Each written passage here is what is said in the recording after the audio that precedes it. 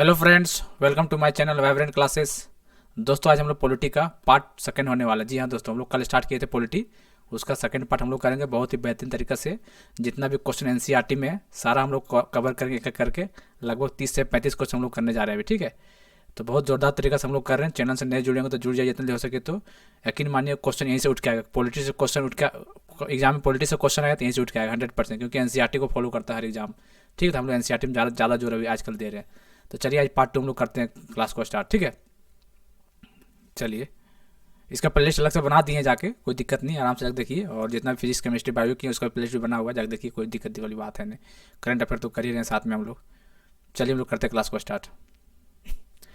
The citizenship provided by the constitution of India is. India में कैसे है? Dual citizenship, single citizenship, both of above. तो single citizenship होगा, ठीक है, याद रखिएगा, इंडिया में सिंगल सिटीजनशिप है। चलिए, Indian citizenship can not be obtained. भारतीय नागरिकता नहीं लिया जा सकता। किस कैसे नहीं होता है? कैन नॉट बी ऑब्टेन मतलब नहीं हो सकता। कैसे? बर्थ से होता ही है, नेचुरलाइजेशन से होता भी है, incorporating any part of the land in India ये भी होता है, depositing money in Indian bank ये नहीं हो सकता है। इससे सिटीजनशिप नहीं मिल सकता है, ठीक है। ऐसा कुछ नहीं, तो कोई भी डिपॉजिट करा सकता है। तो ये राइट आंसर डी हो जाएगा, ठीक है, याद रखिएगा। Which country accepted the policy of dual citizenship. Dual citizenship किसके पास है इन चारों में से? तो याद रखिएगा, यूएसए के पास डुअल सिटीजनशिप है, यूएसए के साथ। और एक और एग्जांपल स्विट्जरलैंड। स्विट्जरलैंड याद रखिए, ठीक है। स्विट्जरलैंड और यूएसए डुअल सिटीजनशिप है, ठीक है, याद रखिएगा, स्विट्जरलैंड और यूएसए डुअल सिटीजनशिप है। Who which of the following is contemplated to prescribe the condition of acquisition for citizenship. ठीक है, तो पार्लियामेंट, आर्टिकल 11, ठीक है, आर्टिकल 11 याद रखिएगा, ठीक है, पार्लियामेंट में। How many years does a person of Indian origins need to reside in India to become a citizen of India under the citizenship act. देखिए दोस्तों, एग्जाम में डायरेक्ट क्वेश्चन पूछ सकता है। सिटीजनशिप एक्ट कब लाया गया था? 1955। सिटीजनशिप एक्ट 1955 तो कितने साल के लिए होता है? 7 साल के लिए, याद रखिएगा, ठीक है, इंपॉर्टेंट क्वेश्चन है ये। विच of the following statements is correct? कौन सही है? Citizenship is mention in part 2। जी हाँ दोस्तों, part 1, part 2, part 3, part 2, part 4। तो पार्ट 2 में सिटीजनशिप होता है, ठीक है। आर्टिकल 4 से 11 नहीं। देखिए, पार्ट 1 में क्या है? 1 से 4, ठीक है। पार्ट 2 में क्या है? 5 से 11। पार्ट 3 में 12 से 35। क्वेश्चन डायरेक्ट उठ के आ जाता है। पार्ट 4 में 36 से 51, डायरेक्ट क्वेश्चन उठ के आ जाता है, ठीक है, कि पार्ट 3 में क्या होता है, कितना आर्टिकल है? 12 से 35। पार्ट 2 में 5 से 11, पार्ट 1 में 1 से 4, पार्ट 4 में 36 से 51। ये क्वेश्चन ये देख लीजिएगा, ठीक है।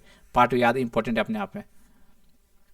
चलिए, तो कौन सा होगा? ओनली वन सही हो जाएगा, क्योंकि यहाँ 4 से 11 दिया तो गलत हो गया, 5 से 11 तब सही होता है, ठीक है, तो ये गलत होगा, ओनली वन इज ट्रू।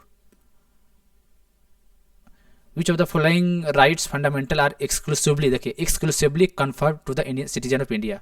मतलब सिंपल कहना चाह रहा है कि कौन सा आर्टिकल बाहरी लोगों के लिए नहीं है, मतलब बाहर से आए इंडिया में फॉलो नहीं कर सकता वो आर्टिकल। कौन सा आर्टिकल? तो देखिए, सबसे पहली बात सब आर्टिकल के बारे में जानना पड़ेगा, ठीक है। आर्टिकल 15 क्या है? Prohibition of discrimination of certain ground and sex, ठीक है, prohibition of discrimination of certain ground, ये नहीं कर सकते हैं, ये हो सकता है। आर्टिकल 17 क्या? अनटचेबिलिटी, क्या? अनटचेबिलिटी, ठीक है। आर्टिकल 18 क्या है? टाइटल, ठीक है, टाइटल्स के बारे में बात करता है। आर्टिकल 19 क्या है? फ्रीडम ऑफ स्पीच, क्या है? फ्रीडम ऑफ स्पीच, आर्टिकल 19 याद रखिएगा, ठीक है। आर्टिकल 28 क्या है? आर्टिकल 28 है freedom of attending religious instructions, religious instruction, article 28 में। आर्टिकल 29 में क्या है? आर्टिकल 29 में क्या है पता है? देखिए, आर्टिकल 29 में protection of minorities, protection of minorities याद रखिएगा, प्रोटेक्शन ऑफ माइनॉरिटीज याद रखिएगा। तो देखिए, 15 ये नहीं हो सकता बाहर के लिए, फ्रीडम ऑफ स्पीच नहीं हो सकता है, ठीक है। दूसरा अरे आर्टिकल प्रोटेक्शन माइनॉरिटी ये नहीं मिल सकता बाहरी लोग के लिए, क्योंकि देखिए फ्रीडम ऑफ स्पीच बाहरी लोग को लिए कर दिए। बाहर से को आया, हम लोग को गरिया के चल गया, तो हम लोग क्या करेंगे? कोई भी आके बाहरी लोग आके गाली दे देगा तो क्या कर सकते हैं हम लोग? तो बाहरी लोग के ये सब अलाउ नहीं है। कौन कौन नहीं है? 15 नहीं है, ठीक है, 19 नहीं है और 29 नहीं है। तो ऑप्शन 146 हो जाएगा, ठीक है, याद रखिएगा। अब बाकी 18, 28, 17 ये मिलता है उन लोगों को, ठीक है। Single citizenship serves which of the following function? Single citizenships providing uniform right और प्रोमोटिंग फ्रेटर्निटी, दोनों सही है। द सिटीजनशिप एक्ट 1955 याद रखिएगा डेट, ठीक है, provides for the loss of citizenship through देखिए सिटीजनशिप लॉस कैसे हो सकता है, रिनोसिएशंस, टर्मिनेशंस, डिप्राइवेशंस, ऑल ऑफ देम चारों तरीका से हो सकता है। 5 तरीका से सिटीजनशिप मिलता है, ठीक है, 5 तरीका से सिटीजनशिप हम लोग ले सकते हैं, अधिकार है। तो उसमें से 3 है और 2 और है, ठीक है। The purpose of the inclusion of DPSP, directive principle of state policy, in the Indian constitution is to establish, क्या है, social and economic democracy, social and economic democracy. DPSP कहाँ से लिया गया था, आयरलैंड से लिया गया, ठीक है। DPSP directive principle of state policy. देखिए directive principle of state policy ये कहाँ से लिया गया वो पूछा, तो Ireland is the right answer हो जाएगा। कौन सा, DPSP पार्ट 4 में है, ठीक है, 36 से 51 articles. The concept of welfare state is included in the constitution of India in which among the following, DPSP directive principle of state policy. According to the constitution of India which of the following are fundamental to the governance of the country, तो directive principle of state policy is the right answer हो जाएगा। In the constitution of India promotion of peace, क्या, promotion of piece and security, याद रखिएगा, promotion of piece and security is included in which article, article 51। Article 51 किसके अंदर आता है, DPSP के अंदर आता है, ठीक है, पार्ट 4 36 से 51। Which of the following directive principle of state, which of the following DPSP was added to the constitution at later date, ठीक है। तो ऑर्गेनाइजेशन ऑफ विलेज पंचायत नहीं, ये तो पहले ऐड किया गया था। प्रोहिबिशन ऑफ काउ स्लॉटर पहले ऐड किया गया था। फ्री लीगल एड यही होगा, फ्री लीगल एड, इसको बाद में ऐड किया गया था, ठीक है, DPSP में। यूनिफॉर्म सिविक कोड 44, आर्टिकल 44, मतलब ऑप्शन सी हो जाएगा, option see the right answer हो जाएगा। Equal pay for equal work किसका प्रिंसिपल है, directive principle of state policy, DPSP का पार्ट है, ठीक है। Equal pay for equal work याद रखिएगा, DPSP का पार्ट है। Under which article of the Indian constitution provision for fundamental duties has been made by the 42 constitutional amendment act 1976, कौन सा, आर्टिकल 51 का ए, 51 का ए। Which of the following commissions recommended the inclusion of fundamental duties in the constitution of स्वर्ण सिंह मेहता, स्वर्ण Singh committee 1976 याद रखिएगा, ठीक है, स्वर्ण सिंह 42 कॉन्स्टिट्यूशनल अमेंडमेंट एक्ट 1976 स्वर्ण सिंह कमेटी। वैसे कमेटी में करवा रखा है अपने यूट्यूब चैनल पर, जाकर देख लीजिए, टॉप का 10 करवाए हैं, ठीक है, बहुत इंपॉर्टेंट है। जाकर committee and commission vibrant classes मारिएगा, आ जाएगा, ठीक है, यूट्यूब पे करवा रखे हैं हम लोग। विच amendment act included in the fundamental duties, DPSP fundamental किसमें, 42 अमेंडमेंट 1976। सारे इंपॉर्टेंट क्वेश्चन, जितना भी क्वेश्चन कराने सारे इंपॉर्टेंट है, सारे एग्जाम में आएंगे और आते रहेंगे, आते भी थे पहले भी। फंडामेंटल राइट्स आर कैसा होता है, फंडामेंटल जस्टिसेबल होता है, ठीक है, फंडामेंटल राइट। और DPSP कैसा होता है, नॉन जस्टिसेबल, क्वेश्चन आ जाते हैं यहाँ से, ठीक है। ये DPSP का है, ठीक है, DPSP directive principle of state policy, ठीक है। और फंडामेंटल राइट जस्टिसेबल होता है, ठीक है, ये याद रखिएगा। Under which article of the Indian constitution fundamental rights have been provided to citizenship, कौन सा होता है, पार्ट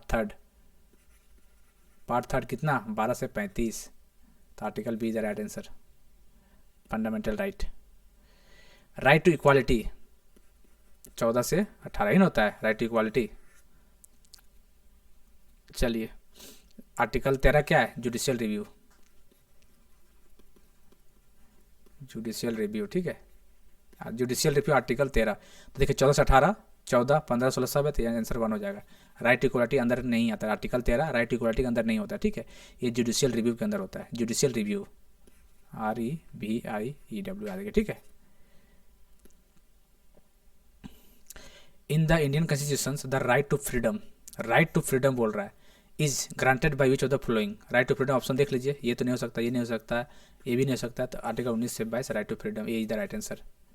आर्टिकल बहुत इंपॉर्टेंट है।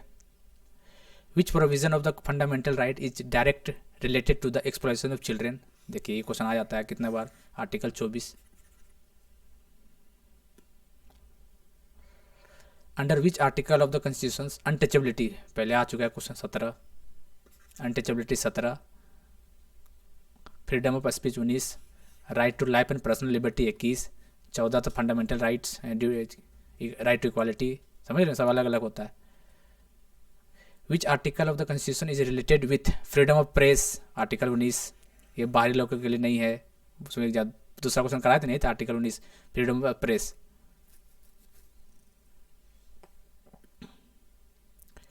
The guardian of the fundamental right is judiciary, याद रखिएगा, ठीक है, guardian of the fundamental right judiciary को कहते हैं। Which one of the following rights was described by B R Ambedkar as the heart and the soul, कौन सा article? 32, article 32 को बी आर अम्बेडकर क्या बोलते हैं? Heart and soul of the Indian constitution, तो क्या बोलते हैं इसको? Right to constitutional remedies. ये क्वेश्चन इंपॉर्टेंट है, ये भी याद रखिएगा, आर्टिकल 32 को हार्ट एंड सोल बोलते हैं, बी आर अम्बेडकर जी बोले थे इनको, right to constitutional remedies. By which of the following case parliament got the right to amend fundamental right, Kesavananda Bharati case.